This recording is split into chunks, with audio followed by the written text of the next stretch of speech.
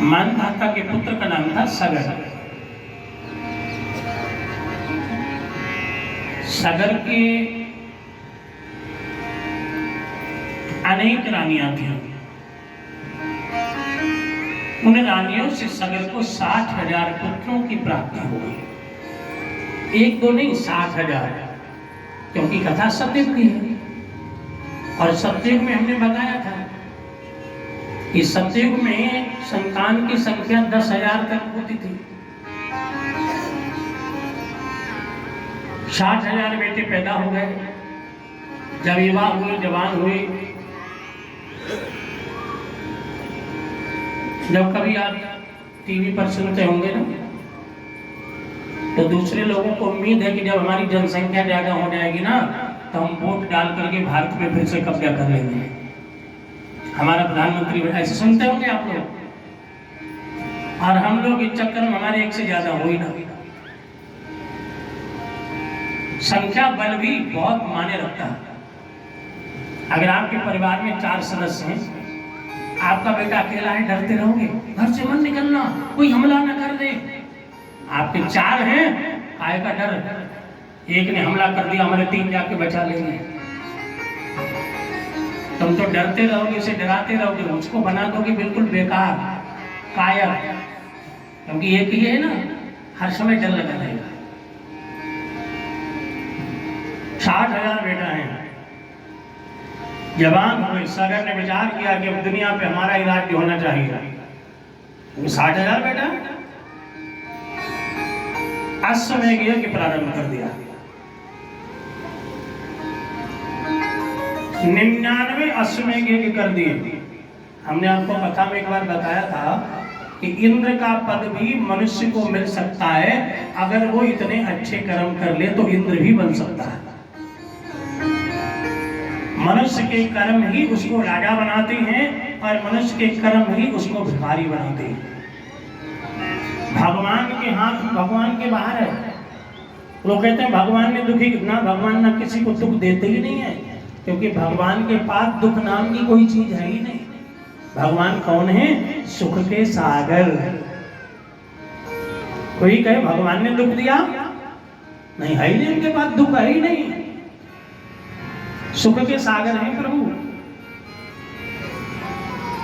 कभी कभी हम कह देते हैं भगवान ने दुख दिया, भगवान देते ही नहीं। सूर्य के पास अंधेरा बिल्कुल नहीं, इतना भी नहीं। जहां जाएंगे वहां रोशनी देंगे। तुलसी बाबा लिखते हैं, मुझे भ्रम नहीं समझे अज्ञानी, प्रभु पर दोष धरई जड़ प्राणी। भगवान को दोष लगाते हैं कि भगवान ने गलत किया। भगवान कभी गलत नहीं करते,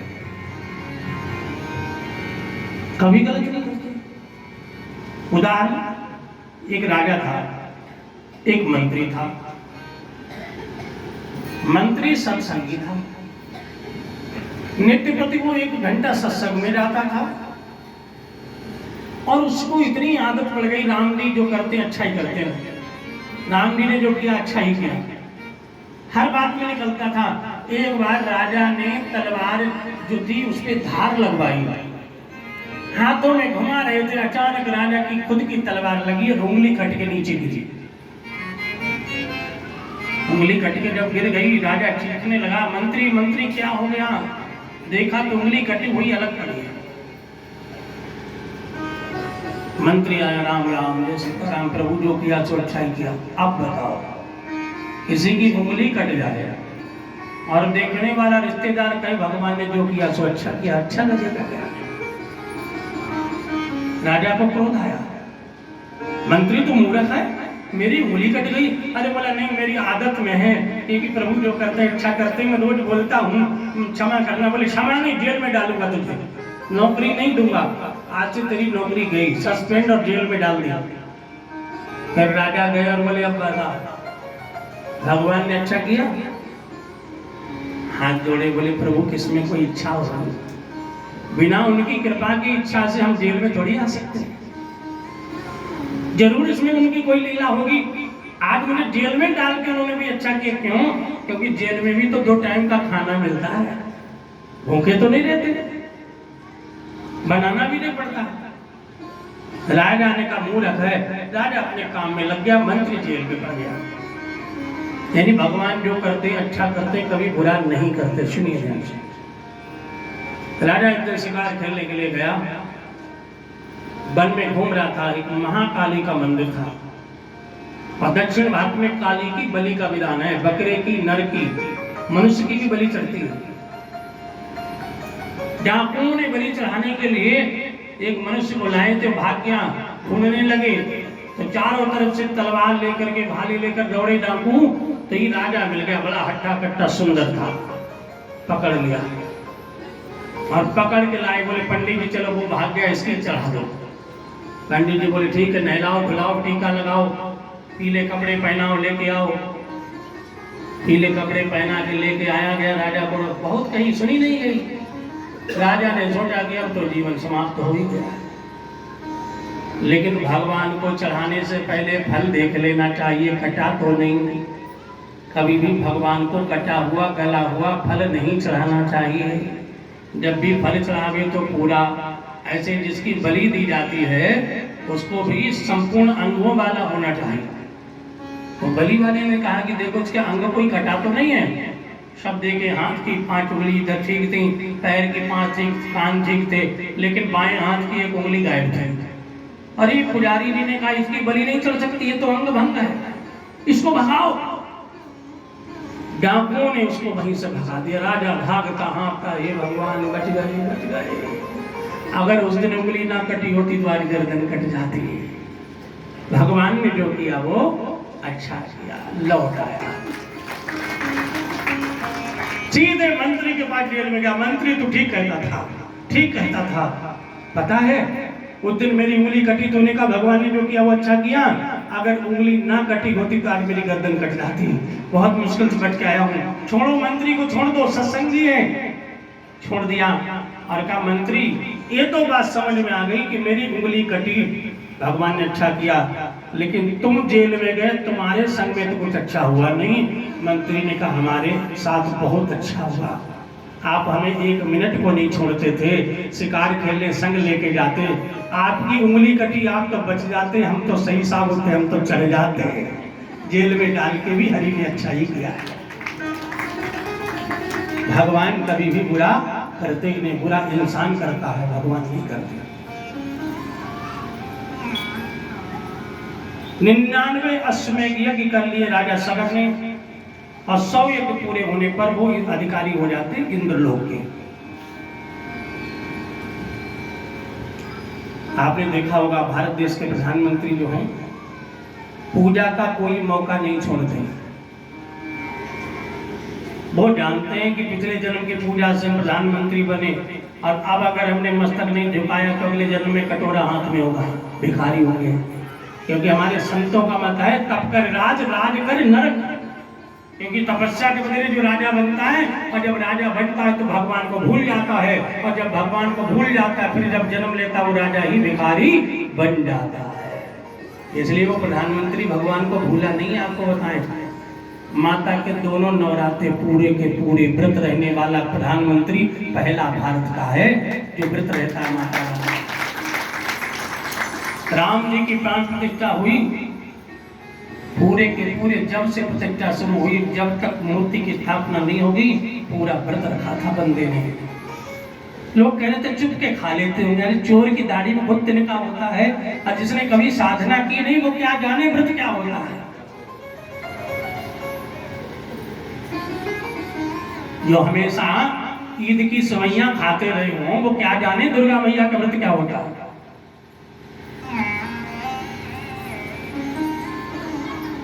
तो धर्मात्मा के बल पर आज भारत पूरी दुनिया में झंडा लहरा रहा है। आपको पता है उस संत की तपस्या के बल पर जब अफगानिस्तान में हंगामा हुआ था तो पाकिस्तान वाले भी उन्होंने कहा दिया था जिसके हाथ में तिरंगा हो उसे छोड़ देना। सबने तिरंगा ले लिया, पाकिस्तान वाले भी तिरंगा लेके बच गए थे। तो कहते अगर तिरंगा नहीं होता तो हम भी मारे जाते। ऐसी महिमा भारत की बना दी है संत की साधना ने, तपस्या ने। राजनीति अलग है लेकिन भक्ति का बल है। भक्ति तो करनी चाहिए, और जो भक्ति करे वो चाहे किसी पार्टी का हो, हम उसके साथ हैं। भक्ति करें, प्रभु की आराधना करें, साधना करें, क्योंकि हम भक्त हैं और हम भक्त के साथ हैं। बस बोलो भक्तवत्सल भगवान की।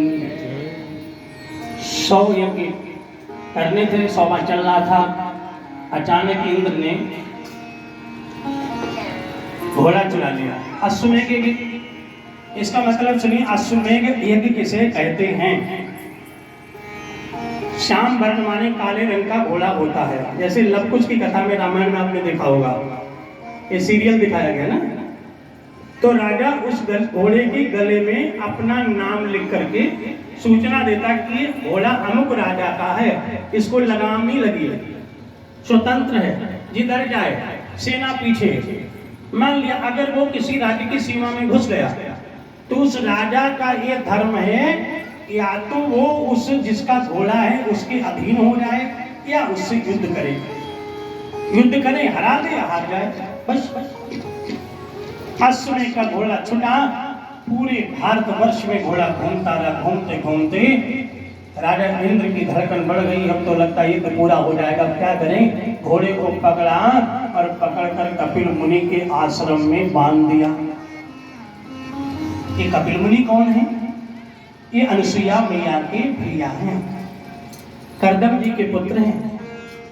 भागवत में शायद आपने कथा सुनी होगी, लेकिन आजकल भागवत में सुनाने वाले भी और सुनने वाले भी, उन्हें झूमने में ज्यादा आनंद आता है, सुनने में कम आता है। तो कथावाचक भी सोचते हैं कि जिसमें तुम राजी उसमें हम राजी। वो सब प्रसंग इधर उधर हो जाते हैं जो ज्ञान के होते हैं। कपिल मुनि बहुत बड़े तपस्वी थे। आज भी कपिल मुनि का जो मंदिर है, 14 जनवरी को मकर संक्रांति को जब सूर्य हो मकर में आता है तो आप जाइए कहाँ, गंगा सागर। एक दिन के लिए मंदिर बाहर दिखता है, फिर वो लहरों में पुनः समा जाता है। सुना इसके बारे में? नहीं सुना। गंगा सागर कोई गया हो तो पता चलेगा, ऐसे नहीं, ऐसे तो कहानी है। मालूम है आपको? हाँ, क्योंकि प्रमाणिकता है, आज भी वो प्रमाणिकता है। कपिल मुनि का वो मंदिर जो है आज भी है, लेकिन फिर समुद्र में चला जाता है। यहीं पर तपस्या कर रहे थे।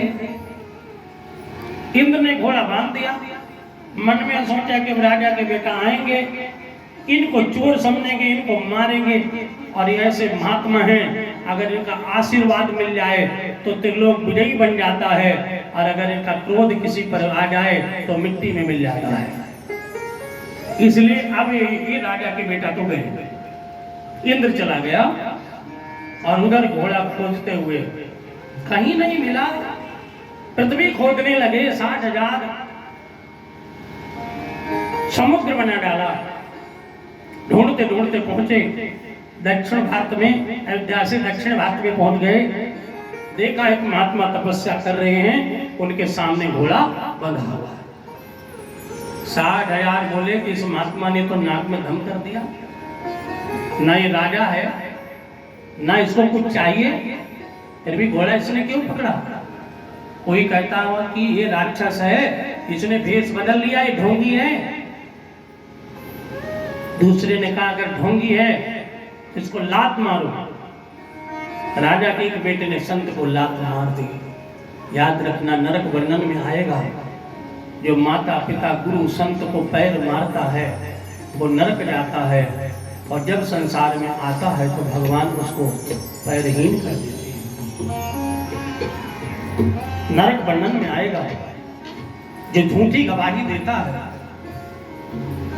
तो जब संसार में जन्म लेगा, आंखें होंगी, नाक होगा, कान होगा, सब शरीर होगा, बोलना तो चाहेगा पर बोल नहीं पाएगा, गूंगा बन के दिएगा।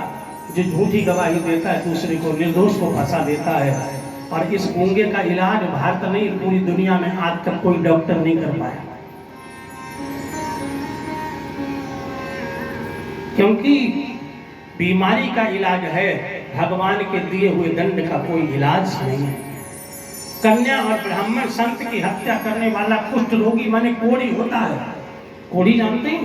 कभी जाते हो जिनके ऐसे ऐसे हाथ हैं, भीख मांगते पड़े होते हैं। सरकार कहती कुछ लोग की दवा हमारे पास है, लेकिन पुराण ये कहता है भगवान के दिए हुए कर्म के दंड की सजा का किसी के पास इलाज नहीं है, अगर है तो भगवान के पास ही है। अगर इलाज होता तो दुनिया में कुष्ठ आश्रम नहीं होते। कुष्ठ आश्रमों में कोढ़ी रहती है, उनका ऐसा रोग है किसी दवा से ठीक नहीं हो सकता। क्यों? वो रोग नहीं है, वो उनके कर्म का दंड है जो दवा से ठीक नहीं होगा। लात मारी संत को, किसी ने दाढ़ी पकड़ी, किसी ने माला तोड़ करके फेंक दी। समाधि में संत पलकों के बाल नीचे तक लगे हुए, अचानक पलकें उठी, जैसे शिव के तीसरे नेत्र से ज्वाला निकली, कामदेव भस्म हुआ, ऐसे ही वो ज्वाला निकली। 60,000 में कुछ नहीं बचा। जैसे इलेक्ट्रिक शमशान में, इलेक्ट्रिक शमशान जानते हैं, बिजली वाला शमशान, जरा सा करंट लगता धुआं हो जाता है। 60,000 के 60,000 बिल्कुल जलकर भस्म हो गए, राख और हड्डियां पड़ी हुई। बहुत समय बाद कुछ सैनिक लौटे, राजा सगर को समाचार सुनाया। उन्हें इतना दुख हुआ कि पुत्र वियोग में राजा सगर के प्राण चले गए। उनके एक बेटा थे असमंजस, जो दूसरी पत्नी के थे, जो अश्वमेध में नहीं गए थे। पुनः अयोध्या के राजा बने। जब राजा बने, राज्य करने लगे, तो हमारे यहाँ एक दोष होता है, उस दोष का नाम है पितृदोष। पितृदोष अगर किसी के घर में लग जाता है, उसके घर में फिर चैन नहीं मिलता। जवानों की मृत्यु भी होने लगती है, सोने वाले को घर में भयानक सपने भी आते हैं, सोते समय भूत प्रेत भी दिखते हैं, जिसके घर में पितृदोष होगा। पैदा होने वाले बच्चों की मृत्यु भी हो जाती है। पितृदोष बहुत बड़ा दोष है। ये दोष की शांति का उपाय आचार्यगण जाप पाठ से करते हैं, लेकिन शिव पुराण में आपको न जाप करना है, न पाठ करना है। किसी को भी भयानक भयानक स्वप्न आते हो, आपका बच्चा चौंक पड़ता हो, डर जाता हो, 2 काम कर लीजिए। पहला काम है कपूर जला करके घर में आरती कर लीजिए। दूसरा काम, आपको पता पक्का चल जाए पितृदोष है, तो घर का वारिस, चाहे बेटा हो चाहे बेटे का बेटा हो, कि पुरुष के द्वारा प्रत्येक अमावस्या को एक बाल्टी में गंगा जल सहित जल भर लीजिए। गाय का दूध, शक्कर, तिल डाल लीजिए, छोटा लोटा ले लीजिए। यानी बाल्टी में आइडिया से अंदाजा से 30 लोटा जल आ जाए। ओम पितृदेवाय नमः कह करके पीपल की जल में अमावस्या, हर अमावस्या को 11 महीने कर दीजिए। आपका पितृदोष हमेशा के लिए शांत हो जाएगा। बोलो पिपलेश्वर भगवान। हमेशा कोई जाप नहीं, कोई पाठ नहीं, किसी को बुलाने की आवश्यकता नहीं। जब असमंजस को पितृदोष लगा, जैसे ही लेटे वैसे ही उनकी आत्माएं दिखने लगे, मेरा उद्धार करो। गुरुजी के पास गया, गुरुजी हम रात में बड़े भयानक सपने देखते हैं, लगता है कोई भूत प्रेत आदि आते हैं, सताते हैं। तो गुरुदेव ने कहा कोई और नहीं है, तुम्हारे ही भाई हैं जो कपिल मुनि के क्रोध की ज्वाला से मर गए थे, और जवानी में मरने के कारण उनको मुक्ति नहीं मिली। एक और गणित आपको बताएं, कलयुग में कितनी उम्र बताई गई है? कल मैंने बताया था कितनी उम्र है मनुष्य की? 100 साल। 100 से पहले यदि 80 पे कोई जाता है तो शेष 20 वर्ष उसे भटकना पड़ता है। 70 पे जाता है तो 30, 60 पे जाता है तो 40। जब तक वो पूरे नहीं करेगा उम्र, तब तक भटकेगा। इसीलिए कलयुग में ये दोष ज्यादा दिख रहा है। पहले लोग पूरी उम्र करके चले जाते थे तो दोष कम होता था। अब वो भटक रहे हैं, उनकी उद्धार कैसे हो? उद्धार तब होगा जब उनके वंश में कोई अच्छे अच्छे काम करेगा, पितरों के लिए कुछ करेगा, भागवत करेगा, गीता पढ़ेगा।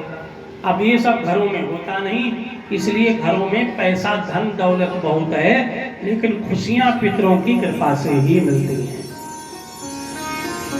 धन बहुत है, धन पहले से ज्यादा है, लेकिन सुख पहले से कम है।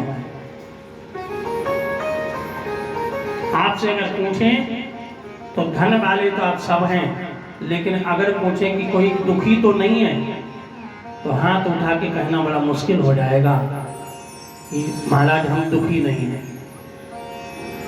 नानक जी तो कह गए, नानक दुखिया सब संसारा, सुखी सही जो नाम आधारा, सुखी वही है जो हरि चरणों से लिपटा हुआ है, जिसने नाम का आश्रय ले लिया है। गुरुदेव ने कहा कि अपने पितरों का उद्धार करो, क्या करें?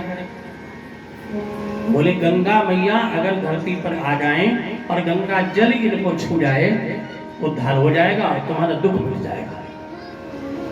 गंगा है कहाँ? तो वशिष्ठ जी ने कहा हमारे पिता जो हैं ब्रह्मदेव, जब वामन अवतार हुआ तो उन्होंने उनका चरण का अंगूठा धो लिया और कमंडल में रख लिया। वो देव नदी गंगा उनके कमंडल में है। अगर वो कमंडल में से दे दी तो छोटे से कमंडल में से इतनी बड़ी गंगा निकलेंगी कि उनका बहता हुआ जल जो है सारी पृथ्वी को पवित्र कर देगा। असमंज तपस्या करने लगे, लेकिन गंगा जी को नहीं ला पाया। उनके पुत्र हुए अंशुमान। अंशुमान ने भी बहुत बड़ी तपस्या करी, लेकिन गंगा मैया को नहीं ला पाया। अंशुमान के पुत्र हुए दिलीप। दिलीप गौ माता के बहुत बड़े सेवक थे, और ये पितृदोष वाली समस्या सबको लगी रही, सुखी कोई नहीं रहा। दिलीप ने भी जब गुरुदेव से पूछा, उन्होंने बताया कि तपस्या करो गंगा मैया को लाओ, वो भी नहीं ला पाया। दिलीप के पुत्र हुए राजा भगीरथ। समस्या भगीरथ को भी पितृदोष ने सताया है। तो गुरुदेव ने कहा कि जब तक पितृदोष शांत नहीं होगा, खानदान जब तक चलेगा, सुखी कोई नहीं रहेगा। शांति करो, जाओ गंगा मैया को लेके आओ। भागीरथ ने मन में ठानी और ब्रह्मा जी की अखंड तपस्या हिमालय पर्वत पर जाके की। इन लोगों ने जो तपस्या की थी वो अयोध्या में की थी, लेकिन भागीरथ ने अयोध्या में ना करके सीधे हिमालय पर्वत पे तपस्या की। और हिमालय पर जब पहुंचे भागीरथ, तो उनकी तपस्या से ब्रह्मा जी प्रसन्न हो गए। और जब ब्रह्मा जी प्रसन्न हो गए तो ब्रह्मा जी आए, बोले पुत्र वरदान मांगो। तुमने मेरा मंत्र जाप किया, मैं आ गया हूं। भागीरथ ने कहा मेरे पितृ दुखी हैं, गंगा मैया को चाहते हैं, आपके कमंडल में है। ब्रह्मा जी ने कहा हाँ। कमंडल हाथ में लिया और कहा गंगा मृत्युलोक में जाओ और भारत भूमि को पवित्र करो। तो माता गंगा ने कहा कि आप मुझे कमंडल से छोड़ेंगे तो जल की शक्ति है कि पत्थर को भी जल तोड़ देता है। जब केदारनाथ में 2013 में जल की शक्ति ने थोड़ा सा नमूना दिखाया था ना, तो सब कुछ बहता हुआ नजर आया। जैसे लोग कहते प्रलय कैसे होती है, तो लिखा हुआ जल ही जल हो जाता है। कैसे प्रलय होती है, तो भगवान ने कहा कैसे होती है ना। आप सैंपल देखने जाते हैं किसी चीज का, बोले सैंपल ऐसा होता है, भगवान ने दिखाया ऐसा होता है सैंपल, प्रलय ऐसे होती है। कभी कभी लोग कहते हैं कि पानी की कमी हो जाएगी, 2030 तक 35 तक किसी को पानी नहीं मिलेगा, तब भगवान कभी कभी सैंपल दिखा देते हैं। 3 दिन वर्षा करते हैं तो हर जगह पानी ही पानी हो जाता है। भगवान कहते हैं तुम चिंता मत करो, हमारे पास बहुत कुछ है।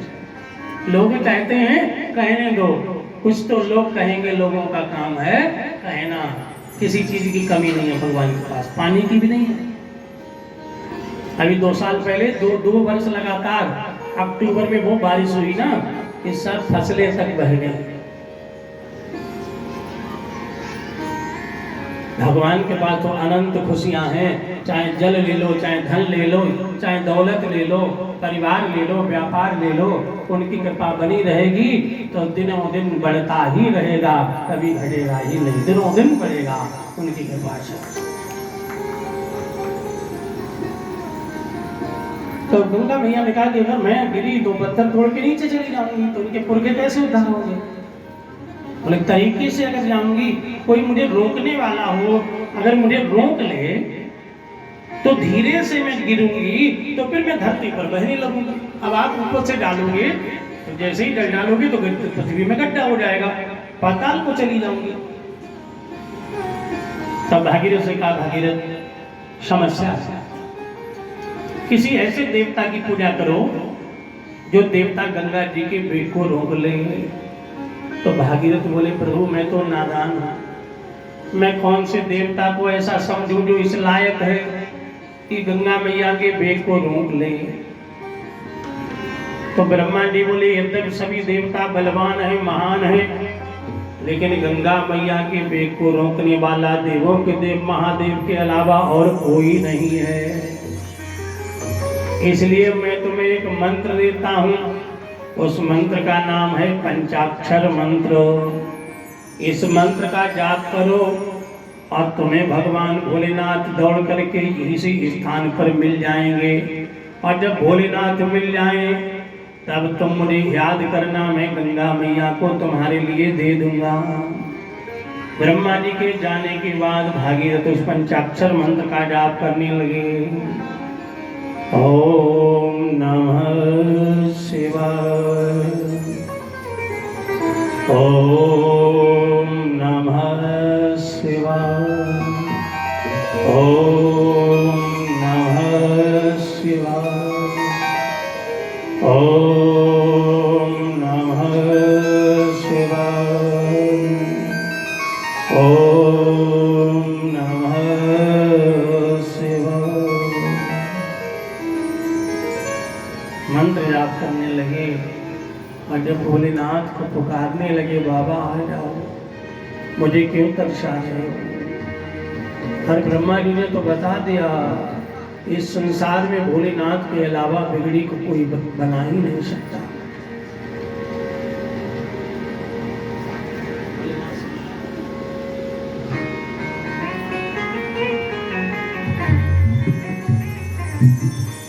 अरे भोलेनाथ से निराला कोई और नहीं, भोलेनाथ से निराला कोई और नहीं, भोलेनाथ से निराला कोई और नहीं, भोलेनाथ से निराला कोई और नहीं, भोलेनाथ से निराला कोई और नहीं।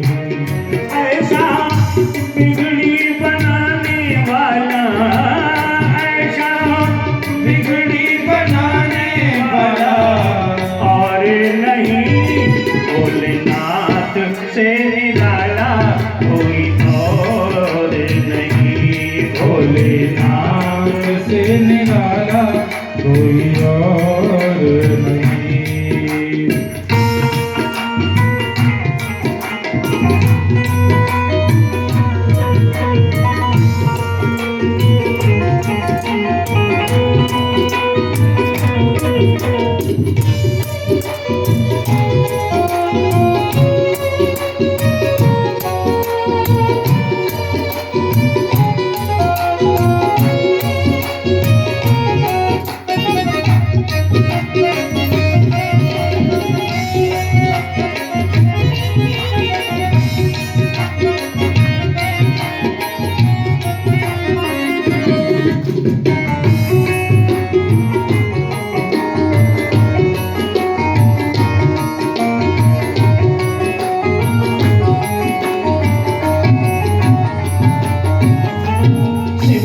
डमरू डम डम बोले, अकम निकम के भेद खोले, शिव का डमरू डम डम बोले, अकम निकम के भेद ये खोले, शिव का डमरू डम डम बोले, अकम निकम के भेद ये खोले, शिव का डमरू डम डम बोले, अकम निकम के भेद ये खोले।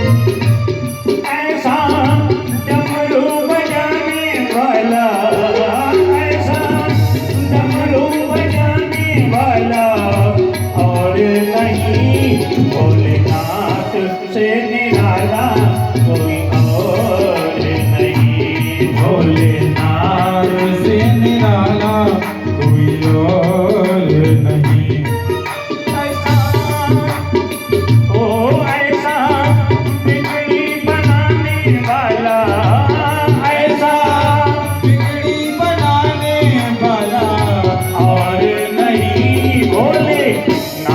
से निराला कोई और नहीं। शंभुनाथ से निराला कोई और नहीं।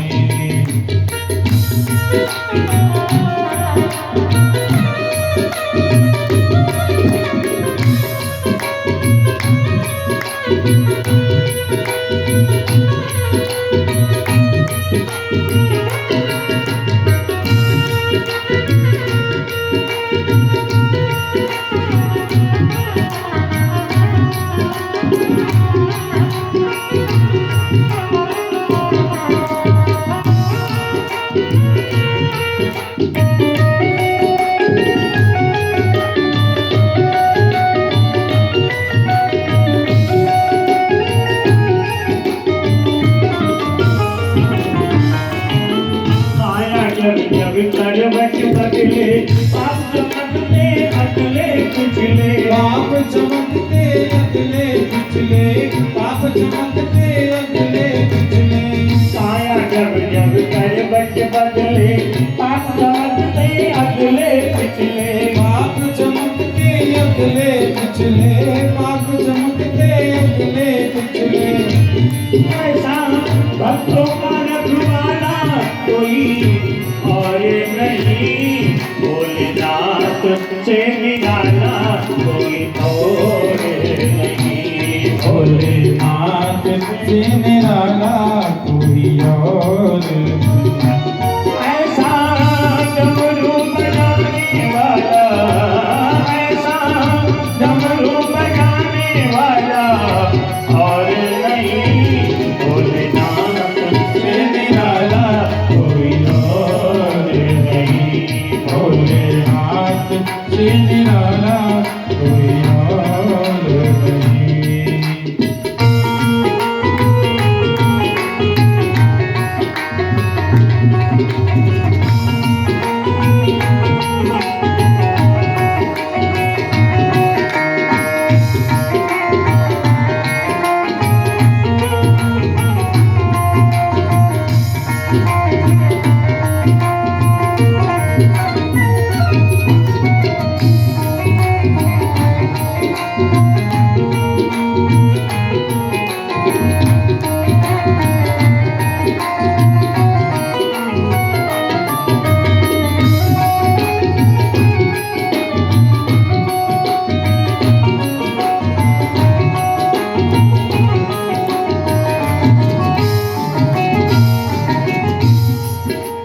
तुमने जग का कष्ट मिटाया, मुझको स्वामी क्यों बिसराया।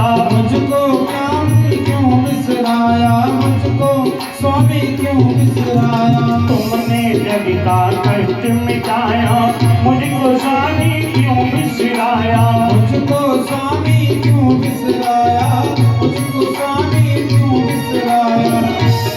आगे मुझको बचाने वाला,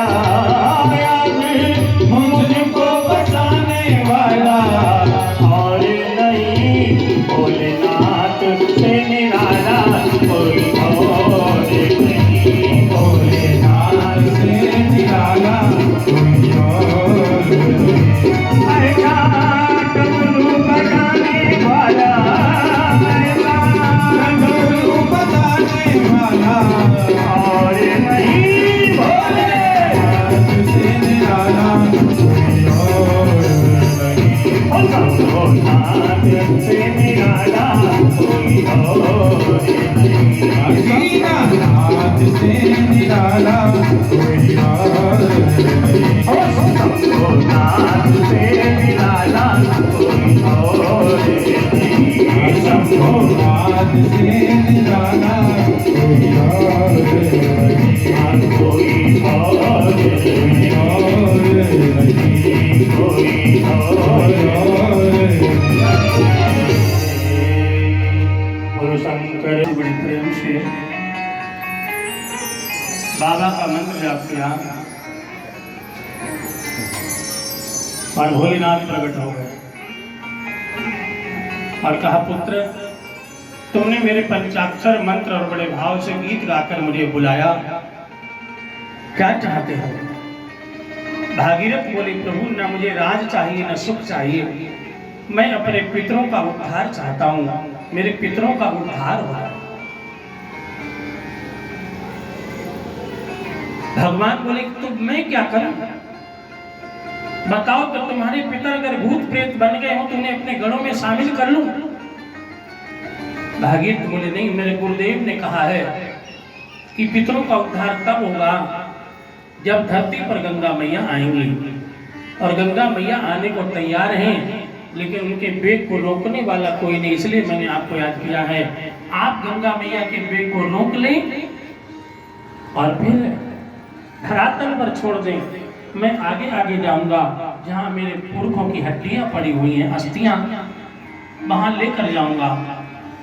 तब भगवान शिव ने विचार किया, कैसे रोकूं? अंजलि में रोकूं कि किसी बर्तन में रोकूं? अगर बर्तन में रोकूंगा तो छलक जाएंगे, क्योंकि ऊपर से बर्तन में जब डालो तो इधर उधर गिर जाता है। और गंगा को अभिमान है कि मुझे कोई रोक नहीं सकता। तभी शिव जी ने अपनी जटाओं को ऐसे खोला और खोलकर ऊपर को कर दिया, और जैसे ऊपर को जटाई हुई तो कहा, ब्रह्मा से कह दो कि अब छोड़ दे। ब्रह्मा जी को याद किया, और ब्रह्मा जी ने कमंडल से वो हर हर करते हुए कलकल नादनी गंगा जल नीचे डाल दिया। बोल गंगा मैया की जय। और भगवान शिव ने उनकी जटाओं में आई, और जटाओं में आने पर जूड़ा लगा लिया। बोलो गंगाधर भगवान की जय। जटाओं में जूड़ा लगा लिया। अब माता गंगा जिस दिन शंकर की जटाओं में आई थी वो थी बैसाख शुक्ल पक्ष की सप्तमी, जिसको हम गंगा सप्तमी कहते हैं। गंगा जी को अभिमान था कि पत्थर पे गिरूंगी तो पत्थर टूट जाएगा, लेकिन बाबा ने ऐसा अभिमान दूर किया कि उन जटाओं में उन्हें बाहर जाने का रास्ता नहीं मिला। मन ही मन गंगा मैया शिव जी से प्रार्थना करने लगी, हे भोलेनाथ, मुझे अभिमान था वो मेरा दूर हो गया। अब मेरे भक्त की इच्छा पूरी करने के लिए मुझे किसी प्रकार से जल रूप में जाने दीजिए, लेकिन जल रूप में तो जाऊंगी, परंतु अपने सिर से मुझे कभी मत हटाइए। मुझे ये वरदान दीजिए कि मैं पृथ्वी पर भी बहूं और आपके सिर पर भी हमेशा विराजमान रहूंगा।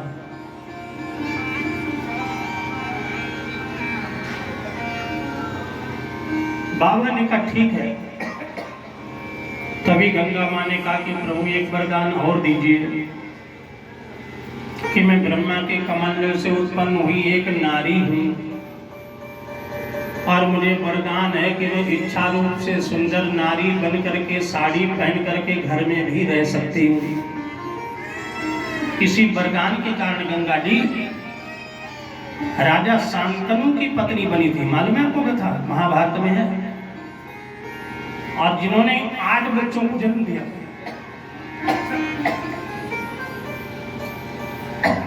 8वें बच्चे थे देवव्रत, जिनका नाम था भीष्म।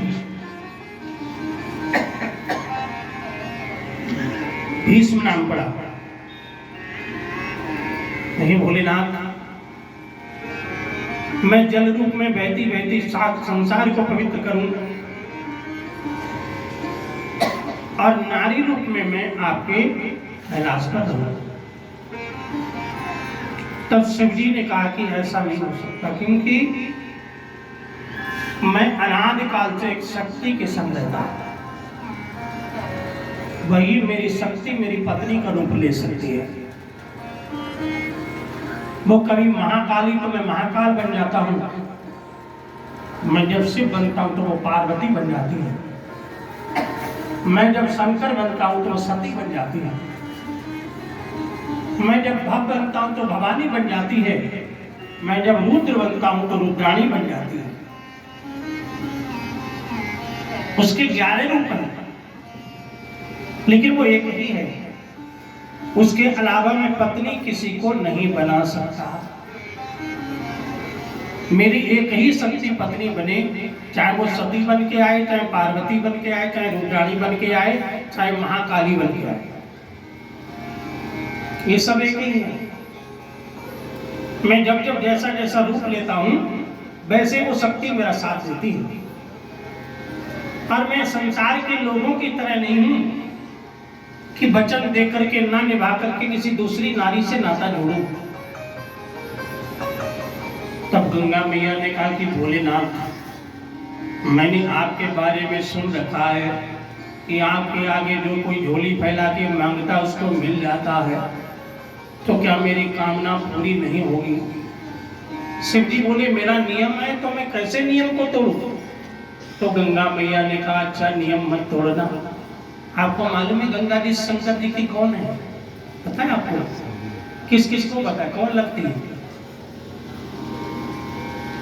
पता नहीं किसी को। साली लगती है। साली साली शंकर जी की कौन है? साली साली साली नहीं है,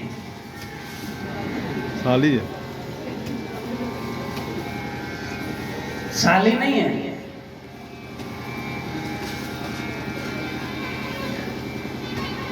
क्योंकि कई बार लोग तो कहते हैं साली तो आधी घर वाली होती है, लेकिन साली नहीं है। तो गंगा मैया ने कहा कि आप शरीर से मुझे पत्नी नहीं बना सकते तो मन से तो बना लो। शंकर जी ने सोचा कि मन से बनाने में क्या फर्क पड़ता है, लेकिन सच बात है कि जो काम मन से होता है वो तन से नहीं होता। गंगा माँ ने अपने प्रेम वचनों में जैसे शिव जी को पासा, शिव जी ने हाँ कर दिया। गंगा माँ प्रसन्न हो गई और मन में सोचा चलो मेरे पति भोलेनाथ बन गए। शिव जी ने कहा, सुनो, मैं तभी तक तुम्हारा पति रहूंगा जब तक भक्त जो है तुम्हारे अंदर में रहेगा, मेरा नाम लेगा, तुम्हारा नाम लेगा। उसके बाद फिर मैं गौरी शंकर ही रहूंगा। इसीलिए आप लोग गंगा नहाने जब जाते हैं, जब भी गंगा नहाने जाते हैं, डुबकी लगाते समय क्या बोलते हैं? हर हर गंगे गंगे। हर हर गंगे बोलते हैं। हर मतलब हर माने नाम शंकर जी का, गंगा क्यों बोलते हैं? वैसे पत्नी का नाम पहले आता है, लेकिन यहाँ मानसिक पत्नी बनाए तो पत्नी का नाम बाद में। हर माने शंकर जी का। तो जब डुबकी लगाते हैं हर हर गंगे, हर नाम शंकर जी का है। तो शिव जी ने वरदान दिया, जब तुम्हारे में कोई स्नान करेगा तो मेरा नाम जोड़ देगा, तो तुम्हारा नाता मालूम हो जाएगा, वरना किसी को नहीं पता चलेगा। तो गंगा माँ ने कहा, ठीक है, पता चले ना चले अपने को क्या लेना देना। अपने को तो पति मिल गए, लेकिन एक वरदान और दे दो कि हमको पुत्र भी आपसे ही चाहिए। तो गंगा जी के जो पुत्र उस समय हुआ था, कौन पुत्र थे उस समय? सदानंद, कार्तिक।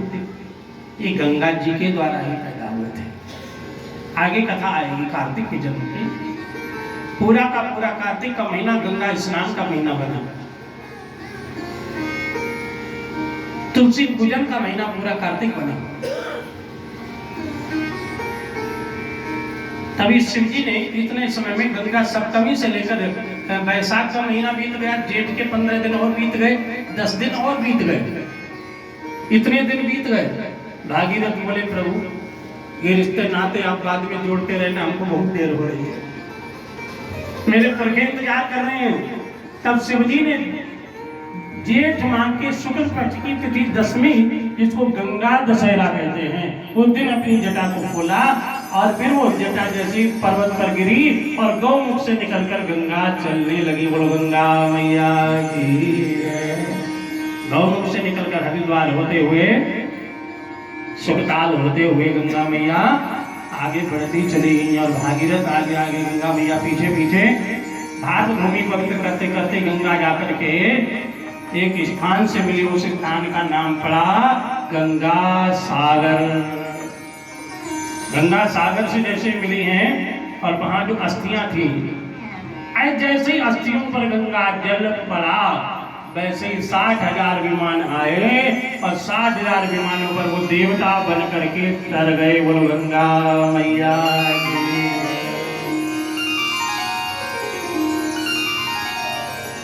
गंगा महिमा जो कोई गावे, उसके पितर तुरंत तर जावे। गंगा महिमा जो कोई गावे, उसके पितर तुरंत तर जावे। गंगा महिमा जो कोई उसके पितर तुरंत कर जावे। गंगा महिमा जो कोई गावे, उसके पितर तुरंत कर जावे। ओ गंगा मैया की महिमा न्यारी है।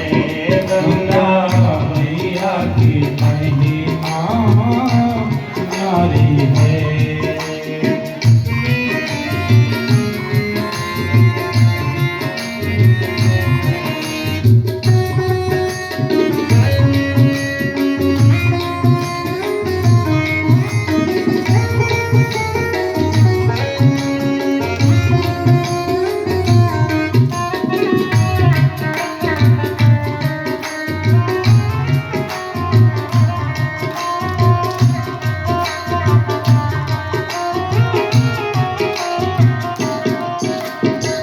जो कोई गंगा स्नान को जावे, उसके पाप सभी मिट जावे। जो गंगा स्नान को जावे, उसके पाप तुरंत मिट जावे। गंगा में जो डुबकी लगावे, जीवन सफल तभी हो जावे। गंगा में जो डुबकी लगावे, जीवन सफल तभी हो जावे। गंगा मैया की महिमा न्यारी है। गंगा मैया की महिमा न्यारी है। गंगा मैया की महिमा न्यारी है। गंगा मैया की महिमा न्यारी है।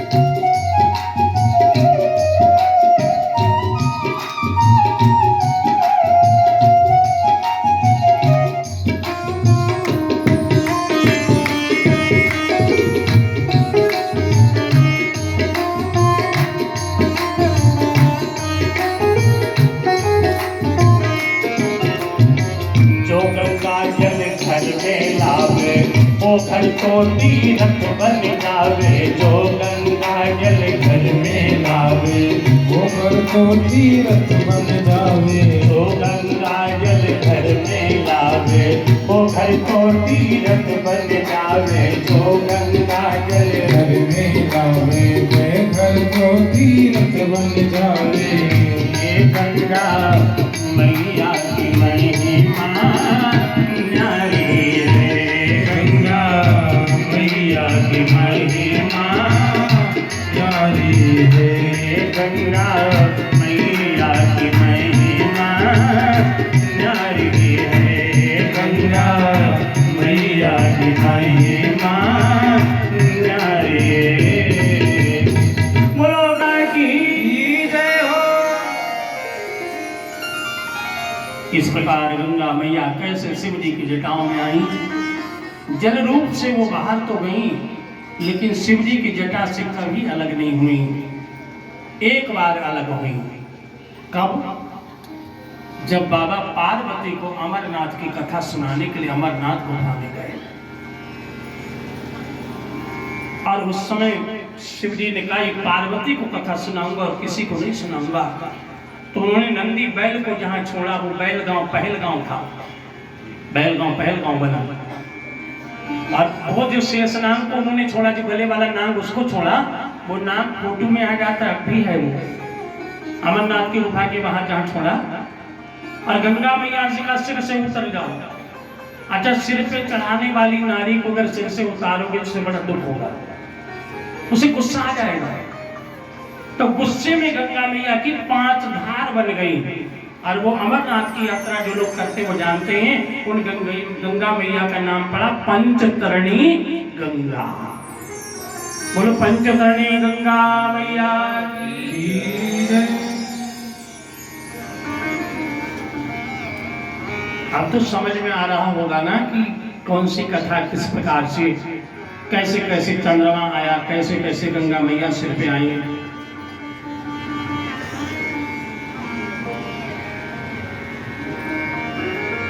राजा भगीरथ अपने पितरों का उद्धार देखकर प्रसन्न हुए। आज भी हमारे यहाँ गरुड़ पुराण से लेकर हर पुराण कहता है कि मरने वाले व्यक्ति की अस्थियां यदि गंगा में प्रवाहित कर दी जाएं तो जितने वर्ष तक अस्थियां गंगा के जल में रहती हैं उतने हजार वर्ष वो व्यक्ति कितना पापी क्यों न हो स्वर्गलोक में राज्य करता है। बोलो गंगा मैया की। अस्थियां प्रवाहित करने का नियम है गंगा में। जितने दिन अस्थियां रहती उतने हजार वर्ष वो व्यक्ति देवता बन करके गंगा की कृपा से स्वर्ग में रहता है। और जब वो स्वर्ग से पुण्य क्षीण होने पर संसार में आता है तो बहुत बड़ा पद वाला बहुत बड़े घर में जन्म लेकर के बहुत बड़ा आदमी बनता है, इंसान बनता है, अमीर बनता है। ये महिमा है गंगा मैया की।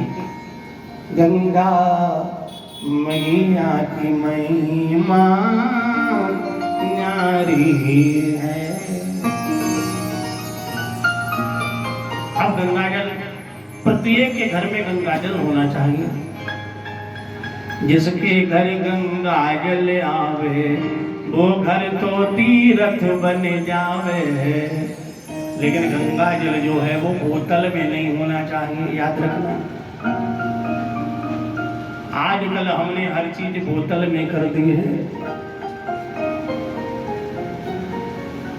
हर खाने पीने की चीज, पूजा की चीज सब बोतल में होने से सारा संसार बोतल में हो गया है। और इस बोतल के चक्कर में दिल्ली का उप मुख्यमंत्री जेल में पहुंच गया है, शराब घोटाले में। ये बोतल का चक्कर है। बच्चा जब छोटा होता है पहले कभी बोतल नहीं पिलाई जाती थी, चम्मच से या रुई से दूध पिलाया जाता था, फिर माँ का दूध पीता था और वो स्वस्थ रहता था। लेकिन अब शुरू से ही उसको बोतल मिल जाती है। जब और बड़ा होता है तो लिम्का की बोतल आ जाती है, फ्रूटी की बोतल आ जाती है, और बड़ा होता है तो शराब की बोतल आ जाती है, और जब बूढ़ा हो जाता है तो फिर ग्लूकोन की बोतल ही चढ़ते चढ़ते प्राण निकल जाते हैं। बोतल बोतल बोतल। गंगा जल रखने के लिए हमेशा गंगा जल ही लानी चाहिए। जो कांसे की होती है उस पर ढक्कन लगा होता है। बर्तन की बहुत बड़ी महिमा है गंगा जल, लेकिन बोतल में है तो उतना फल उसका नहीं है। कांसे की, पीतल की कभी आप दुकानदार से मांगना, आपका घर तभी तीर्थ बनेगा जब पात्र अच्छा होगा। पात्र की बहुत बड़ी महिमा है। एक बार गौतम बुद्ध महाराज घूम रहे थे, भिक्षा मांग रहे थे। एक सेठ ने कहा हमारे घर आना, हमारे घर आना। वो सेठ बड़ा ब्याज पे पैसे लेता था, दुखियों के दूने दूने पैसे ले लेता था, मजबूरी का फायदा उठाता, अमीर बन गया। उसका दिल अच्छा नहीं था। कई बार कहा तो बुद्ध महाराज ने कहा चलो अच्छा कल आएंगे। कल गए, उसने खीर बनवाई। बुद्ध महाराज ने अपने कमंडल में गंदगी यानी कीचड़ लगा ली और कीचड़ लगाकर कहा इसमें खीर डाल दो। तो खीर लेके वो आया, उसने कहा महाराज तो गंदा है, इसमें डालेंगे तो खीर खराब हो जाएगी। तो गौतम बुद्ध ने कहा इसीलिए तो मैं आ नहीं रहा था, पहले तुम अपने हृदय को पवित्र करो। जैसे गंदे कमंडल में खीर खराब हो जाती है, ऐसे अगर गंदा मन है तो उसमें भी भगवान का नाम काम नहीं करता। पहले मन निर्मल करो, पहले इस हृदय को पवित्र करो, मन को निर्मल करो। गंगा जल ही अगर आपके घर में है और उसमें गंगा जल है तो आपका घर तीर्थ है। और बोतल में है तो वो गंगा मैया जाने, आप जानो। हमें तो पुराने की बात करते हैं, उसका हम ये भी नहीं कह सकते फल नहीं मिलेगा, और ये भी नहीं कह सकते मिलेगा, क्योंकि इसमें तो ये लिखा है कि गंगा जली में ही गंगा जल रखना चाहिए। बर्तन की बहुत बड़ी महिमा है। कभी भी तांबे के लोटे से दूध नहीं चढ़ाना चाहिए। भूल कर भी अगर आप शिवलिंग पर तांबे के लोटे से दूध चढ़ा रहे हैं तो आपकी पूजा बेकार हो जाएगी, क्योंकि तांबे में दूध खराब हो जाता है, जहर बन जाता है। पीतल में मट्ठा रख दोगे तो वो कसैला हो जाता है। पीतल में मट्ठा को नहीं रखा जाता। बर्तन की बड़ी विशेषता, कौन से बर्तन में क्या रखना है ये आपको नहीं पता होगा तो आपको सफलता नहीं मिलेगी जिंदगी में नहीं। पीतल के बर्तन में आप मट्ठा रखोगे ना, मट्ठा तो कसैला हो जाएगा, कड़वा लगने लगेगा। और तांबे के बर्तन में दूध जो है वो खराब हो जाता है, जहर बन जाता है। लेकिन इसी तांबे के बर्तन में पानी अमृत बन जाता है। उसी पीतल के बर्तन में दूध जो है वो अमृत बन जाता है और मट्ठा कसैला बन जाता है। इसलिए बर्तन की बहुत बड़ी महिमा है। आपको मालूम होगा कि चाय नुकसान देती है, लेकिन ये चाय का एक बर्तन है, अगर उसमें पहुंच जाए तो चाय अमृत बन जाती है। कौन सा बर्तन है बताओ? कुल्हड़ में उसकी मिट्टी का अंश आने से चाय का दोष समाप्त हो जाता है, और कुल्हड़ वाली जो चाय है वो आपको बहुत ज्यादा नुकसान वाली नहीं रहती, क्योंकि उसकी मिट्टी का जो अंश है वो अमृत बना देता है। वैसे चाय नुकसानदायक बताइए, तो बर्तन की बहुत बड़ी विशेषता है, बहुत बड़ी महिमा है। अब आइए गंगा जल का प्रयोग। गंगा जल आप ले आए। आपके घर में एक मरीज है, आपने अल्ट्रासाउंड फुल बॉडी चेकअप करा लिया है, बीमारी कोई नहीं है, बंदा कहता मैं बीमार हूं। सोमवार के दिन गंगा जल थोड़ा सा मंदिर में ले जाइए, थोड़ा शिवलिंग पर चढ़ाइए, आधा लोटा लाइए, तांबे के बर्तन में हथेली पर रख करके गायत्री मंत्र बोलते हुए 24 बार गायत्री मंत्र बोलते हुए, और वो गंगा जल उस बीमार व्यक्ति को लगातार 21 दिन पिला दीजिए। रिपोर्ट निगेटिव, अपने को बीमार मानने वाला कहेगा कि अब मुझे बहुत फायदा, मैं ठीक हूं। ये गंगा जल की महिमा है। एक महिमा मैंने और आपको बताई थी, जब मां सरस्वती का अवतार हुआ था, भगवान शिव ने अर्धनारी से रूप लिया। आप भूल जाओ, मैं नहीं भूलता।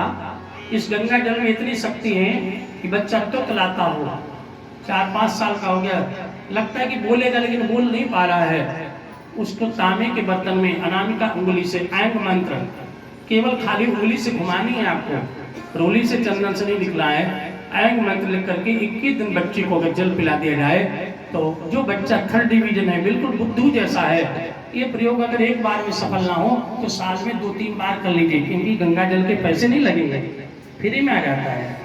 कोई जाए तो मंगा लेना, और मुफ्त के इलाज से वो बच्चा डॉक्टरों से बच जाएगा, और बच्चा सरस्वती माता की और गंगा मैया की कृपा से बहुत बुद्धिमान और बोलने वाला हो जाएगा।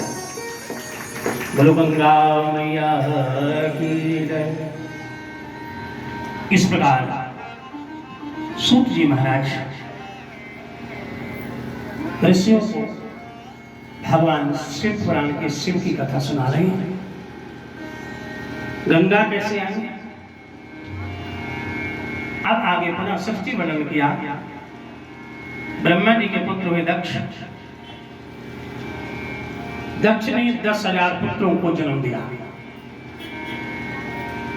और कहा जाओ सृष्टि रचना करो।